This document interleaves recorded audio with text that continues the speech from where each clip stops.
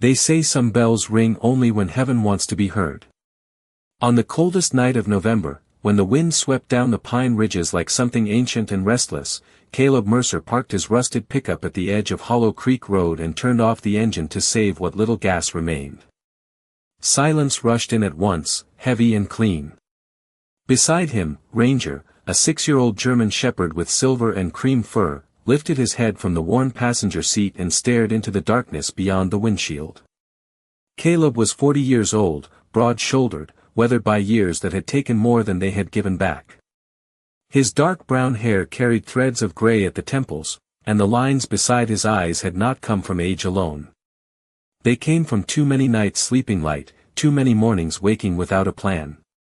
Since leaving the army, life had become a string of roads, odd jobs, and places that forgot his name as soon as he left them. The truck was home now. Ranger was family. Outside, frost silvered the weeds along the roadside. A half-mile uphill stood the old St. Bartholomew Church, abandoned for decades after a fire and a winter collapse had broken its bell tower. Locals said the place was empty except for dust, mice, and prayers nobody answered anymore. Caleb had planned only to sleep until dawn and move on. Then the bell rang. One slow note rolled through the trees, deep and clear, so sudden it made the windows tremble. Caleb straightened in his seat. Ranger was already standing, ears high, amber eyes fixed on the hill. Another bell note followed, softer this time, carried by the wind like a memory. Caleb frowned. The tower had fallen 30 years ago. He had seen the broken stone frame himself while driving in. Probably metal shifting, he muttered, though even he did not believe it. Ranger let out one low breath, then placed both paws against the dashboard as if urging him forward. Caleb knew that posture. It was the same look the dog once gave before storms, before bad roads, before trouble no human had sensed yet. He sighed, pulled on his coat, and stepped into the cold. Gravel crunched under his boots. Ranger jumped down beside him. Nose already lifted toward the hill. The climb was narrow and steep, winding through bare maples whose branches scratched the sky like black bones. Moonlight slipped between clouds in pale ribbons. Halfway up, Caleb heard it again. Not the bell this time, but the faint sound of music, a single organ note lingering in the dark. "No one's up there," he said quietly. Ranger kept moving. At the top of the rise, the church emerged from shadow. Stone walls leaned with age. Stained glass windows were cracked and blind. Ivy wrapped the front steps like old rope. Yet warm golden light flickered behind the main doors. Caleb stopped cold. He had passed 3 empty towns that day. No one should have been here. Ranger climbed the steps and sat before the entrance, waiting. Caleb pushed the door with one gloved hand. It opened without resistance. Inside, the air smelled of cedar, candle wax, and something strangely familiar, fresh bread. Rows of broken pews stood in silence beneath moonlit rafters. Dust lay everywhere except for one narrow path leading to the altar. And there, in the center of the sanctuary, 6 candles burned in a perfect line beside an open prayer book turned to a page that held only one sentence written in faded blue ink. "Pray for Caleb Mercer, wherever he is." Caleb did not move for several seconds. The church seemed to breathe around him, old beams settling softly overhead while candlelight trembled across cracked stone walls. Ranger stepped past him first, nails clicking gently on the worn floor, then lowered his head and followed the narrow clean path toward the altar. Caleb looked again at the handwriting in the prayer book. It was steady, elegant, and years old. "Pray for Caleb Mercer, wherever he is." He had not seen his full name written by another hand in a very long time. Most places knew him only as Sir, Buddy, or Move Along. He touched the edge of the page with rough fingers. The paper was dry but warm, as if someone had turned it only moments ago. "Who knew me here?" he whispered. Ranger stopped beside the altar and glanced back, ears tilted forward. The dog was not afraid. That unsettled Caleb more than fear would have. He studied the room carefully. Dust coated every pew and window ledge, yet the candles were fresh, their wax still running in slow white tears. A small vase of wildflowers stood beside them, bright yellow and blue, cut recently despite the frost outside. No footprints marked the floor except the narrow swept path and the prints he and Ranger had just made. Caleb moved deeper into the sanctuary. The ceiling arched high above, shadowed and scarred by time. Moonlight filtered through broken stained glass and painted faded colors across the aisle. Once, this place must have held weddings, funerals, Christmas hymns, children whispering in polished shoes. Now it held only silence and his name. Ranger sniffed near the altar rail, then gave one short bark and padded toward a side hallway. Caleb followed. The corridor was lined with old framed photographs hanging crooked on the wall. Church picnics, choir groups, harvest dinners, smiling faces from another era. He paused at one black and white photo dated 1989. A young woman stood near the front steps holding a little boy no older than 4. The woman's eyes were kind and serious. The boy wore a red sweater and looked annoyed by the camera. Caleb felt the breath leave his chest. "Mom," he said before he could stop himself. He stepped closer. The glass was dusty, but there was no mistake. It was his mother, Anna Mercer, decades younger. And the child in her arms was him. Ranger whined softly beside his leg. Caleb had not seen a picture of her since the storage locker was auctioned years ago. He remembered little after she passed. Foster homes. Bus stations. The military. Roads. Seasons blurring together. But he remembered her hands, always warm even in winter. He reached toward the frame, then stopped short. Fresh flowers had been tucked beneath it too. Someone had cared enough to remember. At the end of the hallway, a wooden door stood slightly open, golden light spilling through the crack. Caleb could hear the faint scrape of a chair moving inside. Ranger stood tall, tail still, waiting for permission. Caleb swallowed hard and placed one hand on the doorknob. Sometimes the past waits quietly until a man is tired enough to open it. Caleb turned the knob slowly and pushed the door inward. Warm lamplight spilled across a small office untouched by the ruin outside. Shelves of worn hymnals lined one wall. A cast iron stove glowed softly in the corner, sending out the clean scent of cedar smoke. At a wooden desk sat an elderly woman wrapped in a gray cardigan, her silver hair braided neatly over one shoulder. She did not startle when she saw him. Instead, she looked up as if she had been expecting the sound of his footsteps for years. "You took your time, Caleb Mercer," she said. Her voice was thin but steady, like paper that had survived many winters. Caleb stopped in the doorway. Ranger moved past him and sat beside the woman without hesitation. She reached down and scratched behind the dog's ear as though they were already old friends. "I do not know you," Caleb said quietly. "No," she replied, "but I knew your mother." The room seemed to tilt for a moment. Caleb gripped the frame of the door. "My mother died when I was a boy." "Yes," the woman said. "Anna Mercer left this world too early, but not before asking one thing of me." She gestured toward the empty chair across from her desk. "Sit. The road has made you tired." Caleb remained standing a moment longer, then crossed the room and lowered himself into the chair. The wood creaked beneath his weight. Ranger rested at his feet, calm as stone. Outside, wind brushed the church windows with a soft whisper. "My name is Margaret Hale," the woman said. "I kept this church after everyone else left. At first for faith. Later for memory." She opened a drawer and removed a small tin box, its corners worn smooth with age. From inside, she lifted an envelope sealed in blue wax. Caleb stared at the handwriting on the front before she even turned it fully toward him. It was the same neat script from the prayer book. "To my son, when he is ready to come home." Caleb's throat tightened so suddenly he could not speak. He had spent years believing home was a place other people inherited by luck. She came here one autumn afternoon, Margaret continued. You were 4 years old and asleep in the back seat of a car full of blankets. She said life had become uncertain, and she feared time more than hardship. She asked me to keep this until the day you walked through those doors by your own choosing. Caleb shook his head slowly. How could she know I would ever come here? Margaret smiled, though sadness lived behind it. A mother does not always know the road. But she knows the child. The stove gave a gentle pop. Candlelight from the hall flickered beneath the door.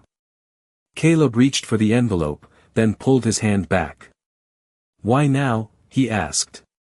Because for 20 years, Margaret said, I watched men come seeking shelter, money, or something to sell. Tonight a tired man came because his dog heard a bell no tower could ring. Ranger lifted his head at the sound of his name and thumped his tail once.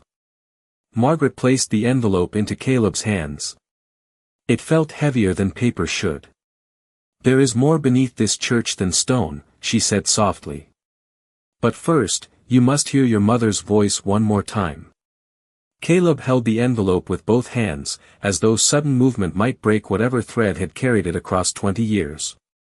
The blue wax seal was stamped with a small cross pressed imperfectly by human fingers, not a machine. He ran his thumb along the edge and looked at Margaret, who nodded once. Ranger rested his chin on Caleb's boot, quiet and watchful. Outside, the wind moved through the broken tower stones with a low hum that almost sounded like distant singing. Caleb opened the letter carefully. The paper inside was cream-colored, folded 3 times, scented faintly with lavender and cedar long faded into memory. He recognized nothing at first except the feeling in his chest, that strange ache reserved for things loved too early and lost too soon. Then he began to read. My dear Caleb, if these words have found you, then so has the road I prayed for. Do not be angry that I left you questions instead of answers. Sometimes a mother can only leave what time allows. I wanted to give you a house, but life gave me sickness. I wanted to give you certainty, but life gave me storms. So I asked God for one better gift. A place that would wait until you were strong enough to enter it on your own feet. Caleb stopped reading. His vision blurred. He blinked hard and continued. If you are here, then you survived what I feared would break you. That means kindness stayed alive in you, even when comfort did not. Trust the dog beside you. Trust the woman helping you. Trust the part of yourself that still wants to build instead of run. Beneath this church is something I helped protect. It was never meant for greedy hands or hurried hearts. It was meant for someone who knew what it meant to have nothing and still share what little remained. If that man is now you, then go downstairs and open the future. Love always, Mom. The room was silent when he lowered the page. Even the stove seemed to hold its breath. Caleb stared at the handwriting, each line carrying the shape of someone he had nearly forgotten but never stopped needing. She wrote this before she died, he asked. Margaret's eyes softened. 3 weeks before. She could barely stand, yet she insisted on coming here herself. Caleb folded the letter with trembling care. What is downstairs? Margaret rose slowly from her chair and reached for a brass key hanging on a ribbon beside the desk. For many years, this church fed families during hard winters, she said. Later, when developers came offering money, most people wanted to sell the land. Your mother did not. She believed sacred places should shelter people, not profits. She moved to a narrow bookshelf and pressed her palm against one side. Hidden hinges sighed open, revealing a stone stairway descending into darkness. Warm air drifted upward carrying the scent of old wood, flour, and something sweet Caleb could not place. Ranger stood at once, ears high, tail low, ready. Margaret handed Caleb the brass key. She told me you would know what to do when you saw it. Caleb looked into the stairwell, where a single lantern glowed far below like a star under the earth. For most of his life, every closed door had meant rejection. Tonight, one had opened because his mother believed it would. Caleb took the lantern from its hook beside the opening and started down the stone steps. Ranger moved one pace ahead, shoulders steady, nose testing the air. Margaret followed. Slowly behind, one hand gliding along the wall as if she had walked those stairs in every season of her life. The passage curved beneath the church in a narrow spiral, cool at first, then gradually warmer with each step. Moisture glimmered in the cracks between stones. Somewhere below, water dripped in patient rhythm. Caleb counted 23 steps before the stairway opened into a wide underground chamber. He stopped without meaning to. The room beneath the church was larger than the sanctuary above. Thick timber beams supported the ceiling, old but solid. Lanterns already burned along the walls, their flames golden and calm. Shelves lined the chamber from end to end, stacked with sealed jars, folded blankets, canned goods, flour sacks, tools, and rows of medicine boxes carefully labeled by year. A long oak table stood in the center with 6 chairs tucked neatly beneath it. It looked less like a hiding place and more like a home prepared for emergencies no one wanted to name aloud. "What is this?" Caleb asked. His voice came out softer than intended. "A mercy room," Margaret said. "Built during the Depression by families who knew hunger. Kept through wars, layoffs, floods, and winters that trapped roads for weeks. Whenever trouble came, no one asked who deserved help. They simply opened the door." Caleb walked slowly past the shelves. Dates written in faded marker stretched back decades. Some jars had been replaced recently. Some blankets were new. "You kept all this alone?" he asked. Margaret smiled faintly. "No one keeps kindness alone.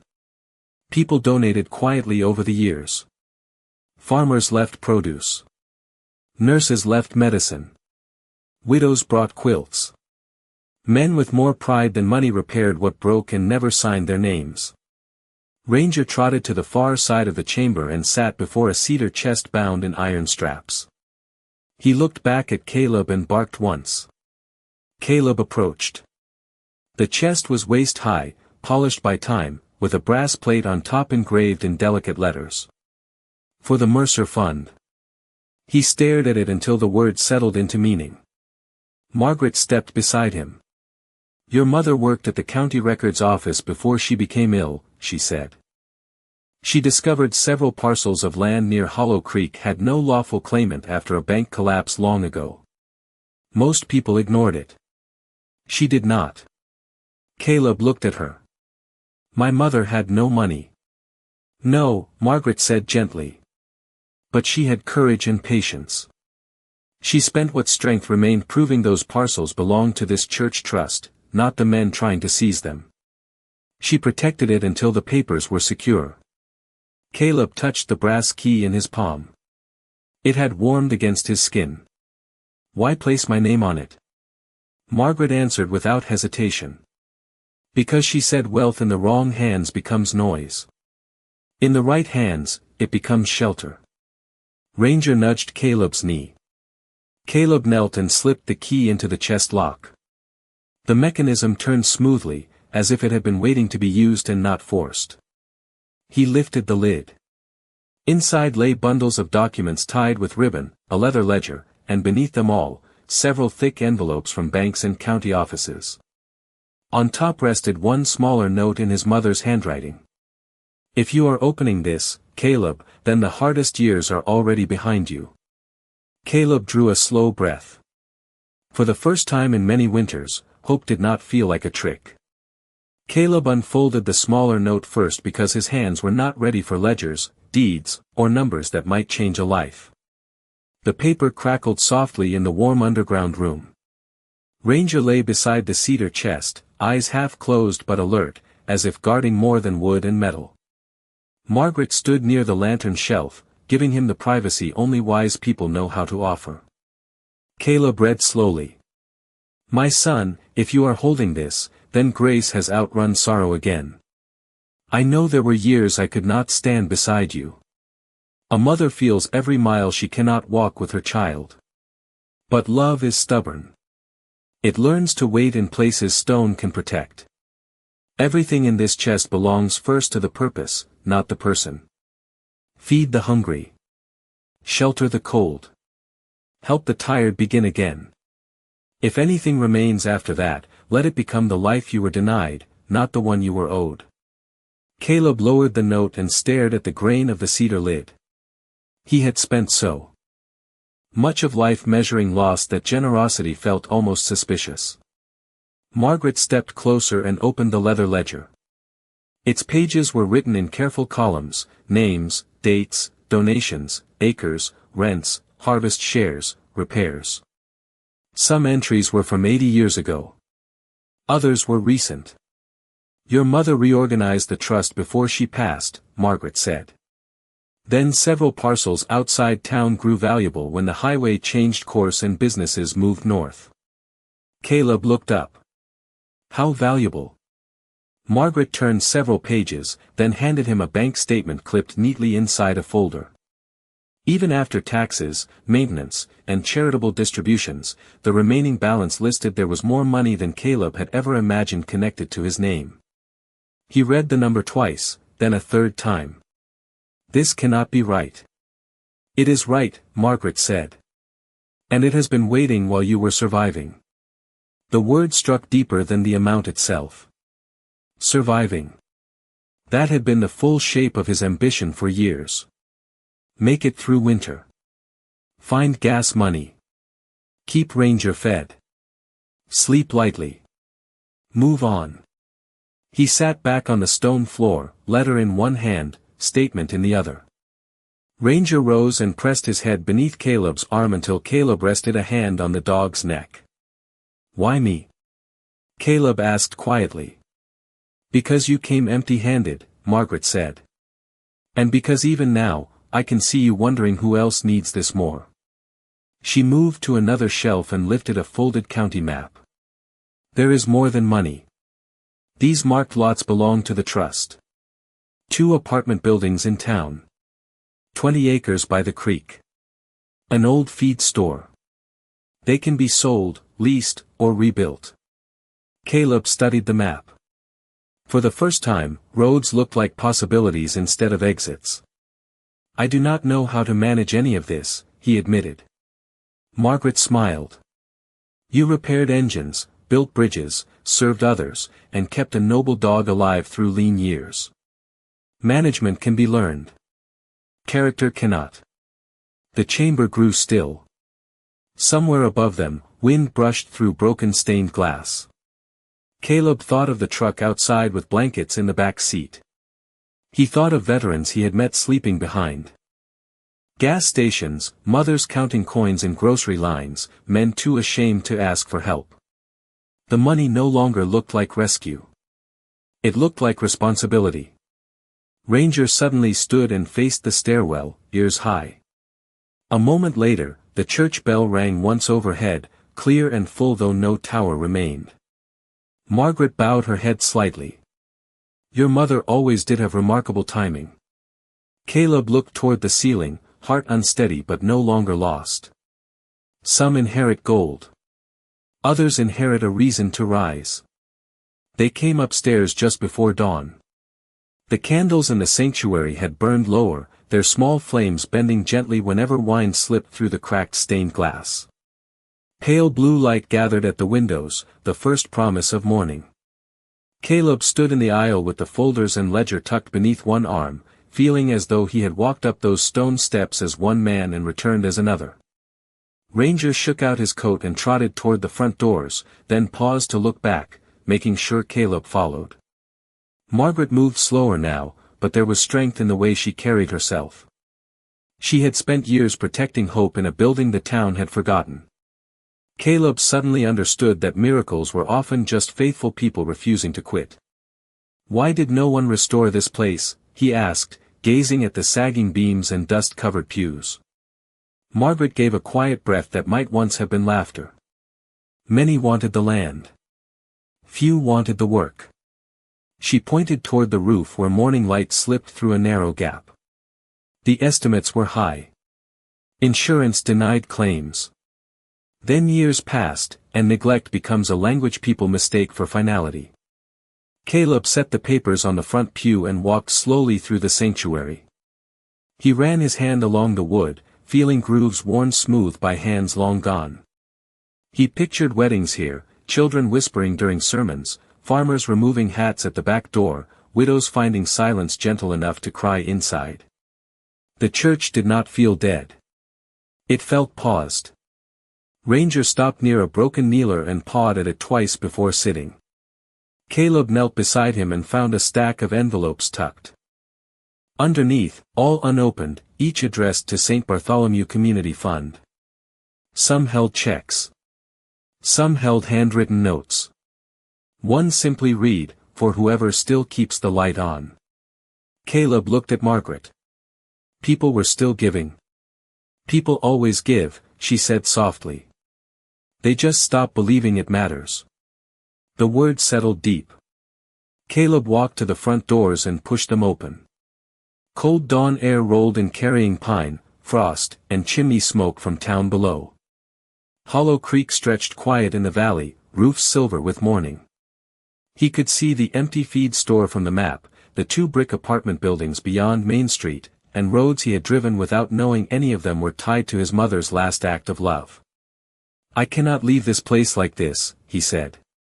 Margaret joined him at the threshold. "Then do not." "I mean all of it," Caleb continued. "The church. The fund. The buildings. There are veterans sleeping behind gas stations 20 miles from here. Families choosing heat or groceries. Men too proud to ask. I know where they are because I was one of them." Margaret's eyes shone in the pale light. "Then perhaps the waiting is over." Caleb nodded once, the kind of nod a soldier gives when accepting difficult orders. "We start with the roof. Then heat. Then the basement stocked again. Then rooms upstairs if the permits allow. The feed store can become a workshop. The apartments stay affordable." He stopped, surprised by the certainty in his own voice. Ranger barked once as if approving the plan. At that exact moment, the bell rang overhead, rich and clear, though no tower stood above them. Caleb looked up into the brightening sky and smiled for the first time in years without forcing it. Some men spend a lifetime searching for purpose. Others find it waiting in the ruins they almost passed by. By noon the church no longer looked abandoned. It looked interrupted. Caleb had climbed onto the sagging roof with a borrowed ladder from the shed behind the cemetery, replacing broken boards and covering weak sections with heavy tarps until proper lumber could arrive. Years in the army had taught him how to make shelter quickly and safely, and years afterward had taught him how to do it with almost nothing. Ranger remained below, pacing the yard like a foreman who trusted no shortcut. Whenever Caleb moved too close to a rotten beam, the dog barked sharply until he stepped back. Margaret sat on the front steps wrapped in a wool blanket, writing names in a notebook with steady hands. "What names?" Caleb called down as he secured another tarp line. "People who still know how to care," she replied. By 1 o'clock, the first truck rolled up the gravel drive. It belonged to Hank Dobbins, owner of the hardware store in town and a man built like an old oak tree. He stepped out carrying 2 toolboxes and looked at the church for a long moment. "I was baptized here," he said quietly. "Thought I should apologize for staying away so long." Behind him came Rosa Martinez with 3 trays of sandwiches from her diner. Then a young electrician named Devin arrived with coils of wire in the bed of his pickup. By mid-afternoon, more cars lined the hill road than had likely gathered there in decades. No one asked who was paying. No one asked what they would receive. They simply started working. Caleb moved among them with a kind of calm command he had not felt since service days. He assigned safe tasks, measured damaged sections, checked ladders, thanked everyone by name when he learned it. Ranger trotted from group to group collecting admiration and dropped crusts. Inside, Rosa and 2 retired teachers scrubbed pews until the wood shone through the dust. Hank and Devin reinforced the front lights and patched loose rails. Teenagers swept aisles while laughing softly, as though afraid to disturb something sacred. Margaret sat at the altar table sorting unopened donation envelopes into neat stacks. Every so often she would look around the room and smile to herself, like someone watching a seed remember it was a tree. Late in the day, Caleb stepped outside for air. The valley below glowed gold under the lowering sun. Smoke rose from chimneys. Hammers echoed behind him. Ranger sat beside the church doors and leaned against his leg. "You knew, did you not?" Caleb murmured, scratching the dog behind the ear. Ranger blinked slowly and looked toward the road. Another vehicle was climbing the hill. It was an old county van carrying 3 men Caleb recognized from shelters and parking lots across the region. One was a former Marine named Ellis. Another, Joe Turner, had lost work after an injury. The third was younger, thin and wary, carrying everything he owned in one duffel bag. They stepped out uncertainly. "Heard there was work and supper," Ellis said. Caleb looked at the church, then at the men. "There is work," he answered. "And more than supper if you are willing to stay." Something changed in their faces then, not joy exactly, but the careful beginning of relief. Inside, the old bell rang once though no hand touched it. People paused and looked upward. Caleb did too, but this time he was not searching for explanation. Some sounds are less about mechanics than meaning. As evening settled over Hollow Creek, lights glowed through the church windows again, and for the first time in many years, travelers on the road below could look up the hill and see that hope was open. The next morning began with the smell of coffee, sawdust, and fresh bread warming in borrowed ovens downstairs. Sunlight streamed through the repaired front windows in long amber beams, touching dust still floating in the air like tiny stars. Caleb stood near the entrance with a clipboard Hank had handed him, studying lists of supplies, volunteer shifts, and county forms Margaret insisted could not be ignored forever. He wore the same weathered coat, but it hung differently now. A man carrying purpose stands straighter even before he notices it. Ranger lay near the door, head on his paws, watching every newcomer with calm authority. By 8 o'clock, the hill road was busy again. A plumber arrived with donated pipe fittings. Rosa brought eggs, bacon, and enough biscuits for 20 people. Devin and 2 apprentices rewired the back hallway so the upstairs rooms could be used safely. Ellis and Joe Turner sanded old doors and joked like men remembering they still belonged somewhere. The younger drifter, whose name turned out to be Noah, had spent half the night cleaning the basement shelves and labeling supplies with careful block letters. "Kid has military handwriting," Hank said. Caleb smiled. "That means he is trying hard."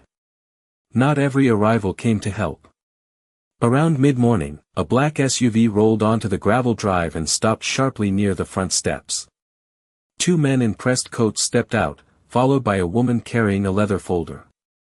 Their shoes were too polished for the mud. Ranger rose at once and moved beside Caleb without being asked. The tallest man offered a thin smile. "Mr. Mercer, I presume. My name is Richard Vale. We represent Hollow Creek Development Group." Caleb glanced at Margaret, who had gone still near the altar. "Can I help you?" he asked. Vale surveyed the sanctuary with polite disdain. "We understand there has been activity here. Renovations. Occupancy. Public use. Unfortunately, this property has long been under dispute. We are prepared to make a generous cash offer and relieve you of the legal burden." He opened the folder and slid forward a printed number large enough to make most people stop thinking. Caleb barely looked at it. "This church is not for sale." Vale's smile thinned further. "Everything is for sale, Mr. Mercer. Especially buildings that require permits, insurance, code compliance, and funds far beyond sentiment." Caleb heard tools stop in the hallway behind him. People were listening now. He set the folder back into Vale's hand. "Then it is fortunate we are building with more than sentiment. The woman with the folder frowned. "Sir, you should understand the cost of refusing." Before Caleb could answer, Margaret stepped forward, shoulders small but voice clear as a bell. "I understand the cost of surrendering," she said. "I watched men like you try to buy what they never helped preserve." She handed Caleb another envelope from her notebook. "Open this." Inside was a certified letter dated 12 years earlier from the county court, confirming the trust ownership, permanent charitable designation, and protections against private redevelopment. Richard Vale read it over Caleb's shoulder, color leaving his face by slow degrees. Around them, volunteers resumed hammering, sweeping, laughing. The sound of ordinary people continuing their work became its own kind of verdict. Vale closed the folder sharply. "This is not over." "No," Caleb said calmly. "It is finally beginning." The three visitors turned and walked back to their SUV. Ranger watched until the vehicle disappeared down the hill, then gave one satisfied huff and returned to his spot by the door. Sunlight warmed the pews. Coffee steamed in paper cups. Somewhere above, the bell rang once, not in warning this time, but approval. That evening, snow began to fall in soft, deliberate flakes, turning the churchyard white one quiet inch at a time. Inside, warmth gathered in every corner. Lamps glowed along the walls, repaired heaters hummed gently, and the scent of stew drifted from the downstairs kitchen where Rosa ruled with cheerful authority. Caleb stood near the front table reviewing receipts and contractor estimates with Margaret while Ranger slept beside the stove, one ear still alert. The numbers were larger than Caleb liked, but for the first time in years, numbers represented solutions instead of debts. "Roof beams by Monday," Hank said, tapping the paper with a thick finger. "Windows next week. Plumbing if Devin stops pretending he can do 3 jobs at once." Devin laughed from the ladder overhead. "I can do 4 if someone feeds me pie." Laughter moved through the sanctuary like music rediscovering the room. By sunset, 12 people had come for supper, most of them men and women carrying the tired caution of those who had learned not to expect kindness twice. Caleb greeted each one at the door, offered a hot plate, and asked only their names. Some gave real names. Some did not. He accepted both. Ellis helped an older man with a cane to the nearest pew now used as a dining bench. Noah handed blankets to 2 women traveling south after losing seasonal work. Margaret placed candles on the tables and said grace so gently that even those who did not pray bowed their heads out of respect. Caleb looked around the room and felt something rare settle inside him. Not happiness exactly. Something steadier. Belonging. Halfway through the meal, the front doors opened again.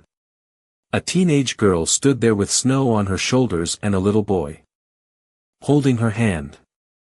She could not have been older than 19. The child was maybe 5, cheeks red from cold. "We heard there was food," she said, voice barely above a whisper. "And maybe a safe place for one night." Caleb crossed the room at once. "There is both," he said.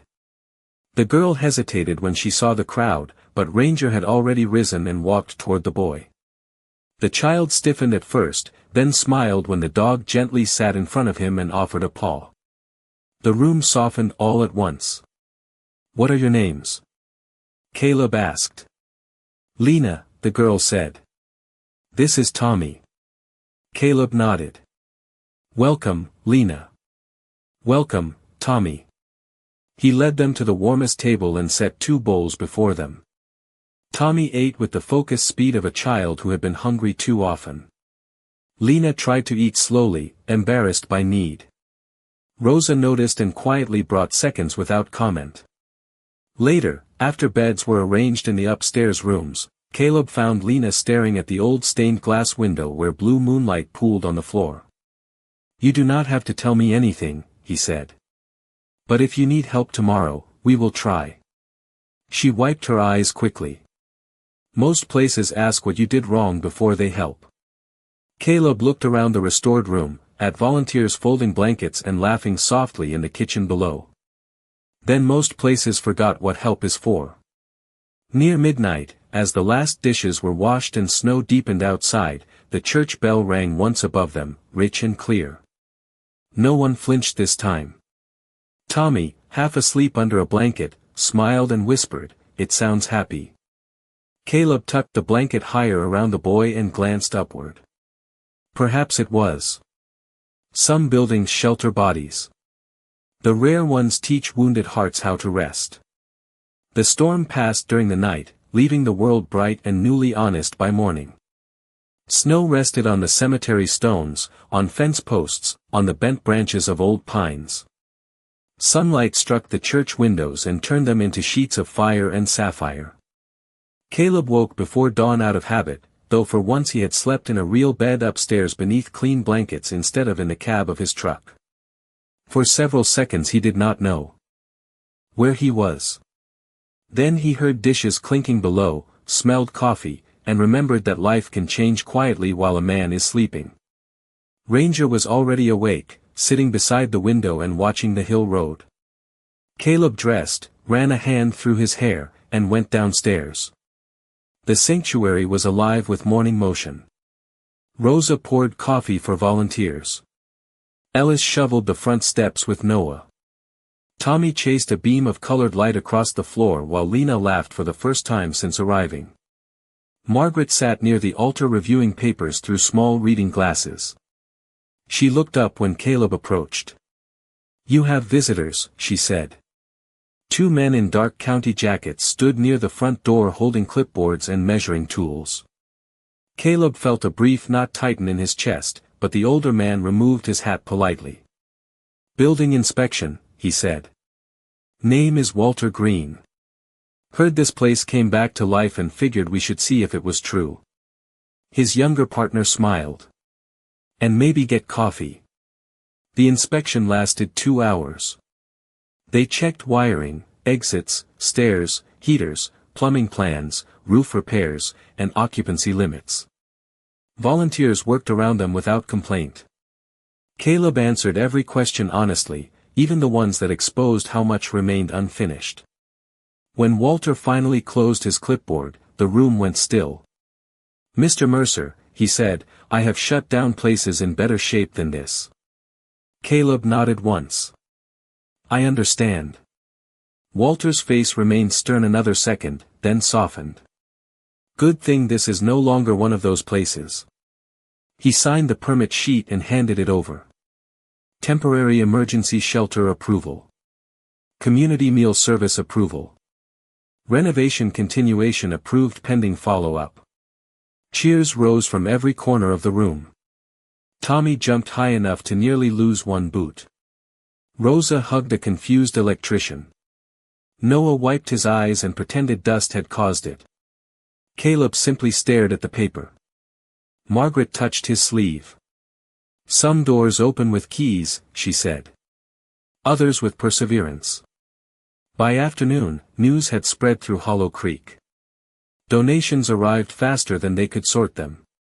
Mattresses, coats, canned food, lumber, books, toys, and envelopes with cash tucked inside. One envelope held $20 and a note written in shaky pen, "I was fed here in 1978. Thank you for remembering me." Caleb read it twice. Near sunset, a tow truck climbed the hill pulling Caleb's rusted pickup behind it. He stepped outside in alarm until Hank climbed down grinning. "Relax," Hank said. "We are fixing the transmission and brakes. Whole town voted. Your truck has carried enough." Caleb looked at the old vehicle, patched and faithful, then at the people gathered behind him on the steps. No town had ever voted on his behalf before. Ranger barked once at the tow truck as if giving formal approval. As dusk settled, the bell rang 3 times above them, clear and joyful against the cold blue sky. Caleb stood in the snow with permit papers in one hand and tears he did not bother hiding. Sometimes a man thinks he needs money most. Then kindness returns and shows him the larger debt has already been paid. Within 3 weeks, the hill no longer looked like a forgotten place. It looked like a promise being kept. Fresh shingles covered the roof in clean dark lines. New gutters shone along the eaves. The front steps had been rebuilt with sturdy rails, and warm light now greeted anyone climbing them after sunset. Inside, the sanctuary served breakfast at dawn, paperwork help by noon, and quiet beds by night. The old upstairs classrooms had become simple rooms with blankets, dressers, and lamps donated by families across Hollow Creek. No luxury, no waste, just dignity. Caleb moved through each day with the steady pace of a man finally walking in the direction he was made for. He met contractors in the morning, stocked shelves in the afternoon, and sat with weary strangers in the evening when sleep felt impossible to them. Ranger remained close, greeting newcomers with solemn patience, as though he understood fear often enters a room before words do. The feed store in town opened next. Hank and Noah spent 10 long days clearing rusted shelves, repairing windows, and repainting the faded sign. Caleb renamed it Second Mile Workshop. Veterans, widowers, young men starting over, and anyone willing to learn could come there for paid training in carpentry, engine repair, welding, and basic maintenance. The first week, Ellis repaired 3 lawn mowers and cried in private after receiving his first honest paycheck in years. Lena began helping Rosa in the kitchen downstairs, then started handling intake forms because she was organized and calm under pressure.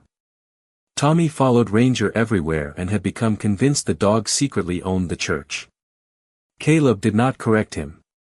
One cold Friday afternoon, Caleb drove the restored pickup into town for supplies. The engine ran smooth, the brakes held firm, and the heater worked so well it felt almost extravagant. At a stoplight, he caught his reflection in the window of a bakery. He looked older than before, but lighter. There are burdens that wrinkle the face and purposes that soften it. When he returned to the hill, he found Margaret standing alone in the sanctuary, gazing at the repaired stained glass where winter sun spilled blue and gold across the floor. "You should be resting," Caleb said gently. She smiled without turning. "I rested for 20 years while waiting for the right person." He walked beside her. "I am still learning." "Good," she said. "People who think they have arrived usually stop growing." She handed him a folded packet of papers. It named him official trustee and director of the Mercer Community Fund, with a board of local volunteers already signed beneath. Hank. Rosa. Walter Green. Even Devin had signed in slanted ink. Caleb looked up, stunned. "You planned this?" "Your mother planned it," Margaret replied. "I merely stayed alive long enough to witness it." That evening, the church hosted its first community supper under full restoration lights. More than 60 people came.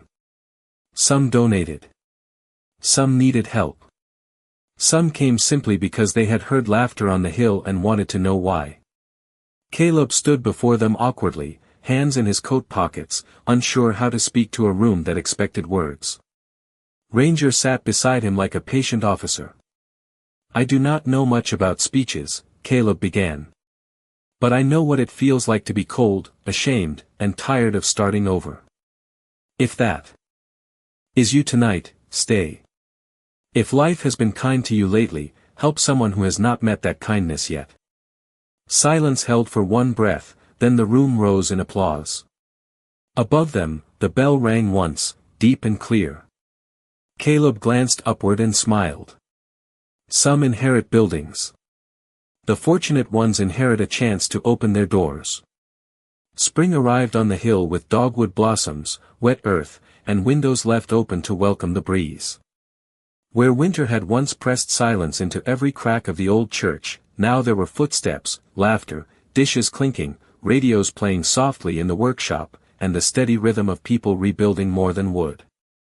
Caleb woke each morning before sunrise, not from worry anymore, but from purpose. He would walk the grounds with Ranger through dew-covered grass, check the pantry inventory, review job placements from Second Mile Workshop, then carry 2 mugs of coffee into the sanctuary, one for himself and one for Margaret. She always claimed she did not need help standing, and always accepted his arm anyway. The community fund had paid off overdue utility bills for families in town, covered medicine for seniors, and placed 6 veterans into stable housing. Ellis now supervised repairs at the workshop. Noah studied for his certification exam at night. Lena managed intake, scheduling, and every form Caleb tried to avoid. Tommy had learned to read by sounding out labels in the pantry while Ranger listened with saintly patience. Some miracles arrive quietly enough to be mistaken for routine. On the first Sunday of May, the church held its reopening service. People filled every pew and lined the walls too deep. Farmers in pressed shirts stood beside mechanics, teachers beside truck drivers, widows beside children swinging polished shoes. Some came to worship. Some came to thank. Some simply came because they had once thought hope in Hollow Creek was gone and wanted to see it proven wrong. Caleb stood near the back in a clean denim shirt Hank insisted he wear. He had no wish to be noticed. Ranger sat beside him wearing a blue bandana Tommy had tied around his neck with serious ceremony. When the music began, sunlight poured through. The restored stained glass and painted the room in red, gold, and blue.